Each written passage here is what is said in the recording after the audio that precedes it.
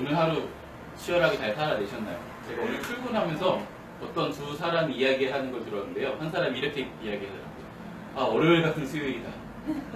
공감이 막 되시나요? 그리고 옆에 있던 사람이 아, 너무 부정적으로 얘기하면 안 된다고. 아, 벌써 수요일이라고. 이틀만 출근하면 된다고 이렇게 말을 정정하는 대화를 들으면서 아, 네, 참 쉽지 않은 수요일이구나 이렇게 생각이 많이 들었습니다. 카페에서도 오늘 아침부터 굉장히 많은 일이 있었다고 제가 들었고요. 아마 여러분의 삶에서도 참 많은 분주함 속에 있다가 지금 잠시 이제 한숨 돌릴 수 있는 시간이잖아요. 네. 좀 우리 좀 스스로를 좀 격려했으면 좋겠어요. 그래서 오늘 하루 잘 살았다고 좀 툭툭툭 해주시고 수고했다고 이렇게 격려도 한번 해주셨으면 좋겠습니다.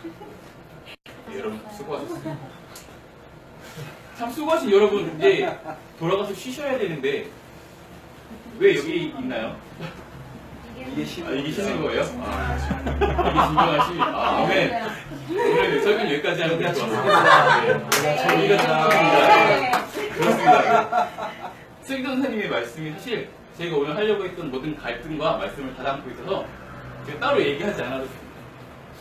지난주에 또 우리가 잘 아는 바와 같이 강남수 전도사님께서 바로 이 본문을 가지고 마지막 말이라는 그 강력한 메시지를 우리한테 선포하시잖아요. 하나님 앞에서 내가 이렇게 고백했으면 좋겠다. 복음을 위해서 내가 이렇게까지 흔들리면서 열심히 살아왔다. 이렇게 힘쓰게 살아왔다. 이렇게 고백했으면 좋겠다라고 했던 그 고백들이 아직도 제 마음속에 있는데 제가 이 말씀을 나누려고 참 여러 번 읽었는데 어렵더라고요. 이렇게 어려울 적이 없었어요. 우리가 아는 것 같이 오늘 말씀은 바울이 예루살렘으로 향하는 여정에서 에베소에서 한 설교의 일부예요. 후반부.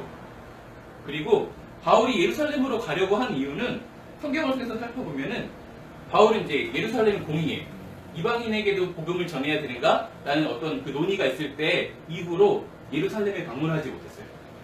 그래서 예루살렘에 가고 싶었던 마음이 그 안에 있었고요. 또한 지금 로마서 15장을 통해서 보면은 가난한 예루살렘의 성도를 위해서 구제원금을 지금 모금해서 갖다 줘야겠다라는 그런 해야 할 일도 있었고요. 또한 19장에서 보면은 바울이 그렇게 결정을 해요. 내가 예루살렘을 거친 후에 로마와 서보나까지 들려야겠다. 당시 땅끝이라고 생각했던 그 서보나까지 가야겠다라고 결정을 했기 때문에 할 것도 많고 하고 싶은 것도 많고 참 분주한 상태예요. 그렇게 바쁜 여정 가운데 지금 에베소에서 설교를 하고 있는 것이죠. 그가 이제 에베소에서 머문 이유는 오늘 본문에서도 또 있죠. 25절에 보면 이렇게 이야기하고 있어요. 다시 얼굴 보지 못할 거라고 생각했다. 이제는 다시는 이 사람들의 얼굴을 보지 못할 거라고 생각했기 때문에 그리고 23절에서 이야기하는 것처럼 결박과 환란이 나를 기다리고 있는 것을 이미 알고 있었기 때문에 내가 죽기 전에 아니면 앞으로 어떤 일이 벌어질지 모르지만 마지막으로 이 사람들의 얼굴을 바쁘지만 하고 해야 할 일도 많지만 소망하는 것도 있지만 그래도 한번 보고 가고 싶다. 이런 마음에서 아마 그 곳에서 말씀을 전하고 있었을 거라고 생각합니다. 그래서 오늘 말씀은 지난주에 강남수 선생님의 설교 제목처럼 자기의 사역을 정리하는 바울의 유언적인 그런 어떤 마지막 말이기도 하고요. 또한 말씀을 통해서 쭉 살펴보면은 바울이 그리스도인들만을 대상으로 했던 첫 번째 설교이기도 합니다. 그래서 저는 오늘 말씀을 그리스도인을 위한 복음이라고 느껴졌어요. 그리스도인들에게는 이런 복음이 필요하겠구나. 그런 메시지로 저는 많이 묵상을 했습니다. 바울의 설교, 오늘 우리가 함께 읽은 말씀을 요약하면은 크게 한 3가지 정도로 요약을 할 수 있습니다. 첫 번째 바울이 하고 싶었던 그 이야기는 내가 너희에게 전한 것을 지켜라. 이 한마디입니다. 바울은 하나님의 나라를 전했어요. 그리고 자기가 전할 수 있는 바 그 모든 하나님의 뜻을 에베소 사람들에게 전했습니다. 그래서 심지어 오늘 바울은 이렇게까지 표현해요. 에베소 교회에게 너희가 이제 구원 얻지 못하는 것은 내 책임이 아니다. 나에게 그 책임을 물을 수 없다. 나는 내가 아는 그 모든 것을 이미 너희에게 다 주었다. 이렇게 표현합니다. 그런데 이것은 오늘 살아가는 우리들에게도 마찬가지입니다. 예수님께서 먼저 우리한테 선행적인 은혜를 주셨어요. 그 은혜를 이미 우리에게 주셨기 때문에 우리가 구원을 받을 수 있게 됐는데요. 은혜를 준 것을 믿지 않으면 구원을 받을 수 없는 것이죠. 이 주신 은혜를 잡지 않으면 내 것이 되지 않게 되는 것입니다. 바울의 설교는 두 번째로는 교회를 보살피라는 당부를 담고 있습니다. 바울에게 이 에베소 교회는 조금 더 특별한 의미를 가지고 있었습니다. 시간을 많이 썼거든요. 말씀을 통해서 우리는 볼 수 있어요. 3년 동안 밤이나 낮이나 쉬지 않았다. 눈물로 일깨웠다. 그렇게 고백하고 있습니다. 그렇게 보살핀 교회예요. 뭐 특별히 이렇게 사랑하는 마음이 없는 그런 대상도 이만큼 시간을 쏟고 공을 쏟으면 애착이 생기기 마련이고요. 사랑하기 마련입니다. 제가 언젠가 제가 군대에서 깨달았던 한 가지 깨달음을 여러분에게 나눈 적이 있었어요. 기억 다 못하시죠? 너무 감사하게. 그 군대에 처음 입대한 그 사람들이, 그 친구들이 나라를 사랑하는 마음이 처음에 크지 않아요. 근데 이제 전역할 때쯤 되면 뉴스를 보고 다 욕을 하고 있어요. 내가 지금 이 2년 동안 이렇게 고생을 했는데 저 사람들이 정치 잘못해서 좀 저렇게 하고 있더라고요. 그런 모습을 보면서 사랑에도 희생할 수 있지만 희생에도 사랑하게 되는구나. 저의 그 작은 깨달음을 여러분에게 나눈 적이 있는데요. 마찬가지예요. 그렇게 사랑하지 않는 대상도 3년 동안 애를 쓰고 시간을 쓰고 그들을 위해서 마음을 쏟고 눈물을 흘리면 사랑하게 돼요. 특별한 감정이 막 쏟아나게 되죠. 이 사람들을 해코지하면 나도 모르게 분노가 막 쏟아올 거예요. 그런데 심지어 바울은 그 사람들을 사랑하지 않는 게 아니고 사랑하고 있었어요. 그리고 그 사람들이 아니고 자기를 사랑하는 하나님을 위해서 교회를 섬기고 있었던 바울입니다. 나를 사랑하고 내가 사랑한 하나님, 그리고 그 하나님께서 그 자기의 아들을 통해서 피로 사신 그 교회를 돌보는 일을 하고 있었어요. 점점 저 사랑하는 마음이 커질 수밖에 없었겠죠. 이렇게 시간과 공을 들인 것이니 잘 좀 지켜줘 라고 당부하고 있는 것은 아니거든요. 28절에 보니까 그 사람들이 왜 교회를 잘 보살펴야 하는지를 살피고 있는데요. 말하고 있는데요. 먼저는 나를 위해서, 그리고 온 양떼를 위해서 교회를 돌봐야 한다라고 이야기하고 있습니다. 교회를 돌보는 것은 나를 위한 것이고 또한 하나님을 위한 것입니다. 그래서 우리는 교회를 섬기는 일을 할 때 바울처럼 눈물로 섬겨야 한다라는 교훈을 우리 말씀을 통해서 볼 수 있어요. 여러분, 교회를 섬기기 위해서 눈물로 흘리고 있나요? 교회를 기도하면서 이렇게 눈물로 이렇게. 아마 목사님은 그렇게 울고 계시지 않을까 싶습니다. 그 외의 분들은 아마 그렇게까지 이렇게 울면서까지 교회를 위해서 기도하지 않는 것 같아요. 저도 그렇거든요. 저만 그런 건 아니겠죠? 네, 그렇습니다. 그런데 우리는 이제 교회를 사랑할 때 우리 가진 어떤 것을 통해서 하는 것이 아니라 바울처럼 눈물로 할 필요가 있다는 것을 다시 한번 생각해 볼 수 있는 것이죠. 그리고 마지막 바울의 메시지는 되게 간단합니다. 내가 여러분들에게 모범을 보여준 것처럼 여러분들도 그렇게 해야 합니다. 여러분들도 그렇게 살아야 합니다. 라고 교훈하고 있습니다. 말씀이 참 깔끔하게 끝나잖아요. 여기까지 하고 말씀을 정리하려고 했습니다. 그런데 한 가지 제 안에 갈등이 일어났어요. 그래서 그 갈등을 여러분도 같이 이렇게 고민해 봤으면 좋겠습니다. 여러분은 이제 오늘 말씀이 제가 서두에 그리스도인들을 위한 복음이다 라고 이렇게 이야기했는데요. 그 겉면이 담긴 그 바울의 삶, 그렇게 살기를 원하시나요? 나는 바울처럼 살고 싶다 이렇게 생각하시는 분인가요? 그게 나에게 기쁨이 돼서 내가 사랑하는 사람한테까지 당신 그렇게 살아야 됩니다. 너 꼭 그렇게 살아라. 내가 그렇게 살았더니 너무 좋더라. 이렇게 이야기할 정도입니까? 유언을 남길 때 너 정말 예수님을 따라서 살아야 된다 라고 남길 수 있을 정도로 그렇게 여러분에게 이게 기쁜 소식인가요? 저에게 이런 갈등들이 오는 거예요. 최기 전사님이 고백했지만 아는 것이 많아서 그런 것이 아니고요. 저는 그냥 난 정말 그렇게 할 수 있나? 이런 생각들을 많이 했어요. 왜 그렇게까지 해야 되지? 라는 생각을 많이 했습니다. 여러분이 지금 누리고 있는 것을 기꺼이 포기할 수 있을 정도로 정말 가치 있는 일인가요, 이것이? 이런 고민들을 함께 하고 싶었습니다. 바울은요, 하나님의 나라, 하나님의 뜻을 전하는 그 일을 위해서 자기의 온 평생을 바쳤어요. 교회를 세우고 돌보는 일에 평생을 바친 것이죠. 그의 삶을 우리가 잘 알고 있어요. 항상 떠돌았어요. 끊임없이 떠돌아야 됐고요. 끊임없이 쫓겨야 했습니다. 자기를 사랑하는 사람들도 있었지만 또한 내가 사랑하는 그 사람들에게 미움받는 삶도 살았어요.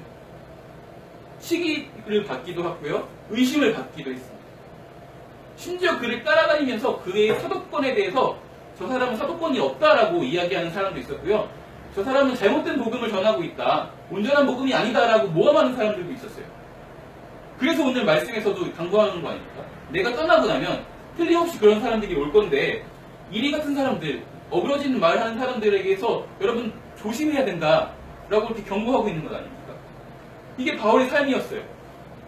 우리 또 알고 있어요. 많은 박해가 있었습니다. 옥에 갇혔고요. 매를 맞았고요. 죽음의 위협도 경험했습니다. 후원도 사실은 솔직히 말하면 스스로 욕심내지 않은 것도 있지만 바울도 후원을 받았거든요. 그런데 풍족하지 않으니까 자기가 사역하기 위해서 돈을 벌어야 했어요. 그렇게까지 자기의 시간을 다 쏟고 남들이 부러워할 만한 그 모든 삶을 다 포기하고 그렇게 직인된 삶을 살았던 사람이 바울입니다. 여러분, 바울의 삶이 정말 부럽고 기쁨이 되어서 나도 그렇게 살고 싶다. 자신있게 이야기하고 싶으신 분들이 있나요? 쳐다보니까 좀 그렇죠. 쳐다보도록 하겠습니다. 한번 스스로한테 한번 물어봤으면 좋겠습니다. 지금 내가 정말 이 바울의 삶처럼 사는 것이 나에게 복음이 되는 것인가? 나에게 이것이 정말 기쁨이 되는 것인가?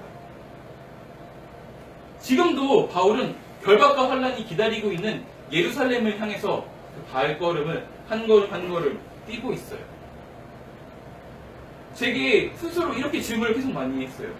아, 너 정말 바울처럼 살고 싶니? 그게 정말 너에게 기쁨이 되니? 대답을 못 하겠는 거예요. 그래서 제가 새벽까지 이 말씀을 가지고 부둥켜 안고 있었습니다. 잠을 못 잤어요. 사랑하는 사람에게 심지어 나만 길 사는 것이 아니라 나는 이미 이곳에 이렇게 신학 공부도 했으니까 대학원까지 나왔으니까 그래 이 길을 걸어가야지 이게 아니고요. 내가 사랑하는 사람에게까지 너 꼭 그 길을 가야 돼. 꼭 그 길을 살아야 된다라고 당부할 만큼 그렇게 나에게 정말 기쁨이 있고 모든 것을 포기할 만큼 가치가 있는 일이었나 저에게 계속 질문을 하게 되더라고요. 그러면서 그런 생각이 들었어요. 조금 적당하게 욕심 안 부리고 그렇게 신앙생활하면 안 되나. 그냥 예배하고 예배 열심히 하고 교회 봉사 열심히 하고 하나님으로 인해서 평안을 누리고 마음에 문제가 있을 때 그것을 하나님께 구하고 그렇게 그냥 살아가면 안 되나. 충분히 우리가 누가 봐도 아름다운 삶이고 누가 봐도 본받을 만한 삶이잖아요. 그렇게만 살아도 그게 어디예요? 예배에 참석하기 위해서 큰맘 먹어야 되는 삶이 얼마나 많은데요. 그렇죠? 그것도 위해서 포기할 것도 참 많이 있는데요. 그렇게만 살아가면 안 되는지 스스로한테 참 많이 물어봤어요. 바울은 어떻게 그렇게 살 수 있었을까? 어떻게 자기가 사랑하는 그 사람들한테 유언처럼 남기는 그 한마디에 나처럼 살아라. 아니 어떻게 그렇게 우직하게 살 수 있었을까요? 바울도 사람인데 틀림없이 아니 분명하게 마음에 갈등이 있었겠죠. 두렵고 떨렸겠죠. 한 걸음 한 걸음 걸을 때마다 그 마음이 얼마큼 요동쳤을까요? 그냥 그 자리에 주저앉고 싶고 이만하면 됐다. 이 교회에 이만큼 성장했으면 이곳에서 좀 정착하면 어떨까? 좀 다른 사람 좀 보냈으면 좋겠다. 이렇게 좀 어느 정도 이렇게 생각도 하고 싶었을 것이고 노후를 고민하고 싶었던 마음도 있었을 거예요. 그런데도 우리가 바울의 모습을 보면요. 한 걸음 한 걸음이 정말 고다요. 흔들림 없이 흔들리지 않고 그렇게 걸어갔어요. 한 걸음 한 걸음 뛰는 게 얼마나 힘들었을지 모르겠지만 선명한 발자국으로 남아서 우리가 바울의 발자국을 그렇게 한 걸음 한 걸음 그 흔적을 따라가게 되면요. 우리는 예수님의 흔적을 발견할 수 있을 정도예요. 아, 바울의 삶처럼 살면 우리가 예수님의 모습을 따라서 사는 그리스도인으로 살 수 있겠다라고 다짐할 수 있을 정도예요. 우리들의 삶의 모습을 봤을 때 지금 내 삶을 돌아봤을 때 아, 지금 내 삶을 따라서 온다면 예수님의 모습을 발견할 수 있나요? 아니, 내 삶을 돌아봤더니 아, 정말 예수님을 따르는 그 삶의 모습이라서 아, 저 사람을 따라갔더니 예수님이 있는 것 같아. 아, 저렇게 살면 예수님처럼 살아갈 수 있지. 저게 그리스도의 삶의 모습이지. 이런 모습이 있나요? 아니면 저처럼 제가 고백한 것처럼 끊임없이 흔들리고 있어서 아, 참 쫓아가기 어지럽다. 참 걸음이 느리다. 왜 또 저기서 쉬고 있지? 이렇게 생각하지 않을까. 참 스스로한테 많이 고민했었습니다. 내가 지금 누리고 있는 것 얼마 되지 않지만 그것을 포기할 만큼 가치 있는 무엇인가가 있었기 때문에 바울이 그 길을 걷지 않았을까요? 돌이킬 수 없을 만큼 무엇이 중요한 것이 분명히 있었기 때문에 바울은 그렇게 할 수 있지 않았을까요? 바울이 그렇게 살아갈 수 있었던 이유를 많이 고민해 봤는데요. 그가 그렇게 살아갈 수 있었던 이유, 그것이 기쁨이 됐던 이유, 그것이 복음이 되어서 유언처럼 남길 수 있었던 그 이유는 바울이 잘남이 아닌 것 같아요. 바로 성령께서 그렇게 하셨기 때문에 그렇게 할 수 있지 않았나 싶었어요. 성령님으로 인해서 예수님을 만날 수 있었고요. 예수님을 구주와 주님으로 고백할 수 있게 된 것이죠. 그리고 하나님의 나라와 뜻을 경험하게 된 거예요. 나도 모르게 만나고 났더니 하나님의 통치함 안에 있는 삶, 하나님이 인도하시는 그 삶이 하나님의 나라의 삶인데 이것이 이런 삶이구나 경험을 하다 보니 내가 살고 있는 이 삶을 이야기할 수밖에 없었던 거죠. 내가 살아갔던 삶을 이야기했는데 그것이 하나님 나라가 되고 그것이 하나님의 뜻이 된 것입니다. 경험한 것을 증언하고 나를 사랑하는 그 하나님을 자랑하게 된 것이 그가 전했던 복음이었던 것이죠. 삶의 목표가 달라져 버린 것이죠. 중요하게 여겼던 것들이 무너져 버렸고요. 속도가 달라져 버렸고요. 진짜 중요한 어떤 가치 있는 것이 발견된 것이죠. 성령을 통해서 발견한 그것은 바로 하나님의 사랑이었습니다. 하나님의 사랑 안에 머무르고 있는 것이 얼마큼 중요한 일인지, 어떤 것도 바꿀 수 없을 만큼 중요한 일인지 깨달았던 것이죠. 그리고 나를 그렇게 사랑하고 내가 사랑하는 그 하나님과 동행하는 여정을 걷고 있다라는 확신이 그 안에 있었던 것입니다. 그래서 기꺼이 포기할 수 있었던 것이죠. 사실 우리가 흔들리고 포기한다라는 것은 복음과 내가 중요하게 여기는 어떤 것과 동일선상에서 갈등하고 있을 때만 가치를 갈등하게 되죠. 너무 분명하게 이것이 좋아 보이면 갈등할 여지가 없어요. 이것을 포기하는 것이 아깝지 않을 정도로 이것이 너무 중요한 것이죠. 우리에게 십자가의 길, 바울이 걸었던 그 삶의 모습이 그런 일이 되었으면 좋겠어요. 고민하지 않고 너무 당연하게 선택할 수 있는, 너무 내가 사랑하는 사람한테 너무 좋아서 같이 가자고 권할 수 있는, 이 사람이 거절하면 같이 갈 때까지 권고하고 손을 잡고서라도 같이 가자고 땡길 수 있는 그런 사랑이 우리 가운데 있어서 내가 경험한 그 사랑이 너무 커서 지금 동행하고 있는 이 하나님이 너무 중요해서 기꺼이 유언적인 말로 다시 못 볼 그 사람들에게 마지막 남기는 그 이야기로 나처럼 살아라, 살았더니 너무 좋더라 라고 이야기할 수 있는 것이 아니었을까요? 그래서 오늘 말씀처럼 성령께서 교회를 세우는 자로, 보살피는 자로 세우셨기 때문에 그 사랑 안에서 하나님과 함께하고 있기 때문에 그는 교회를 세우고 돌보는 일을 할 수 있었던 것이죠. 전도 여행의 그 모든 여정, 그 코스까지도, 그리고 능력과 기적이 일어나고 예수님을 믿는 많은 사람들이 자기에게 찾아올 때에도, 자기에서 많은 능력들이 나타날 때뿐만 아니라 환난이 있고 박해가 있고 시기를 받고 미움을 받고 포기할 수 있는 것이 없다고 느껴졌을 그때, 또 포기할 수 있는 것을 발견했을 그때에도 여전히 하나님께서 나와 함께하고 있다는 것을 부인할 수 없었던 것이죠. 옥에 잊힐 때도, 매를 맞을 때도, 그리고 내가 이제 조금 성취한 것이 있어서 다시금 좀 흔들릴 수 있을 때에도 안주하지 않고 사랑하는 그 사람과 함께 걷는 그 길을 선택하게 되는 것이죠. 우리가 때때로 고백하잖아요. 사랑하는 사람과 함께 길을 걸을 때 뭐 밀리는 차 속이면 무엇이 중요하느냐, 그것이 정말 그냥 같이 있는 것 자체가 좋은데 무엇을 먹는지보다 누구와 먹는지가 중요하다라고 우리가 사랑하는 사람과의 관계에서 이야기하잖아요. 하나님과의 관계에서도 마찬가지인 것 같아요.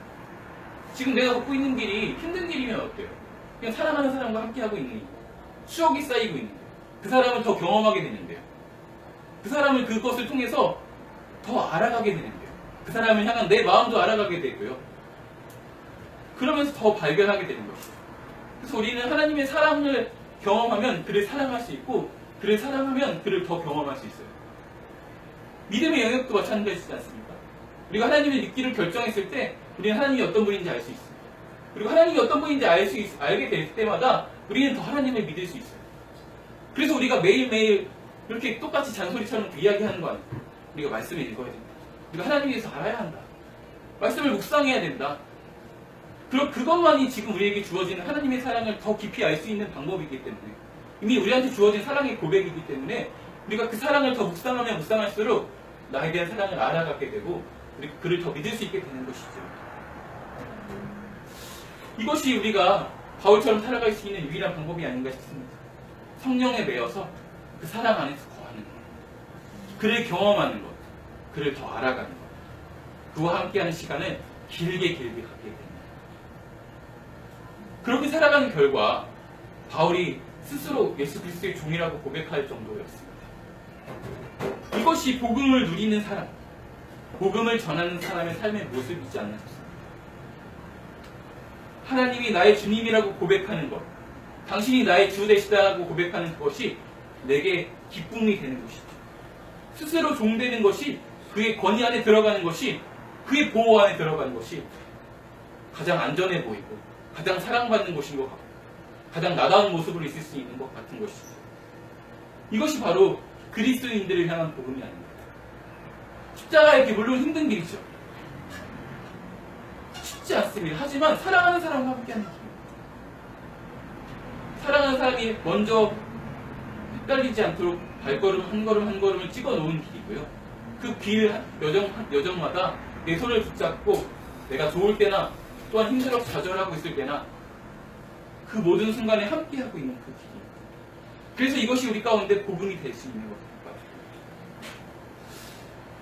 그렇게 살아가는 것이 은혜라는 고백이 이 저녁에 우리 가운데 있었으면 좋겠습니다. 지금 내가 하나님의 사랑 안에 머물고 있었다는 그 확신이 이 저녁에 있었으면 좋겠습니다. 그래서 바울의 삶이 우리에게 기쁨이고 복음이기를 소원합니다. 저의 짧은 말로 말씀을 마무리하지 않고요. 만해 한영훈 씨의 복종이라는 그 시를 함께 낭독함으로 오늘 저의 말씀을 마치려고 합니다. 남들이 자유를 사랑한다지만은 나는 복종을 좋아하여요. 자유를 모르는 것은 아니지만 당신에게는 복종만 하고 싶어요. 복종하고 싶은데 복종하는 것은 아름다운 자유보다도 달콤합니다. 그것이 나의 행복입니다. 그러나 당신이 나더러 다른 사람을 복종하려면 그것만은 복종을 할 수가 없습니다. 다른 사람을 복종하려면 당신에게 복종할 수 없는 까닭입니다. 이것이 오늘 우리 저녁 이 밤에 고백이 되었으면 좋겠습니다. 하나님께 복종한다고 고백할 수 있을 정도로 그를 사랑하는 저녁 됐습니다. 우리 마음을 담아서 먼저 그렇게 고백